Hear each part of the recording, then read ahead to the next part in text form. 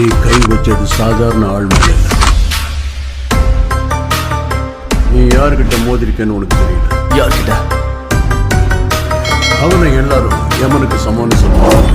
3 கண்ட்ரிக்கு அவன் வரவே கூடாதுன்னு அந்த கவர்மெண்ட் அவனை பேன் பண்ணிட்டு.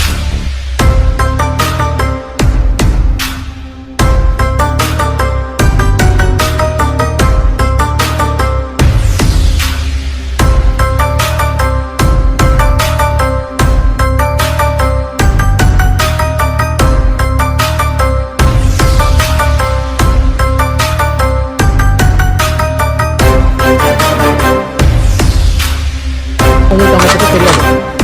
போன வருஷம் அவன் கனடா வந்தான். 3 வாரம் தங்கினான். 3வது வாரம் எல்லா டிவி நியூஸ் பேப்பர்லையும் அவன் தான் எக்ஸ்க்ளூசிவ் நியூஸ். இந்த காரோட ஓனரை கொண்டுட்டீங்களா? உயிரோட இருக்காங்க. இந்த காரை எங்க இருந்து எடுத்தீங்கன்னு கேட்டேன்.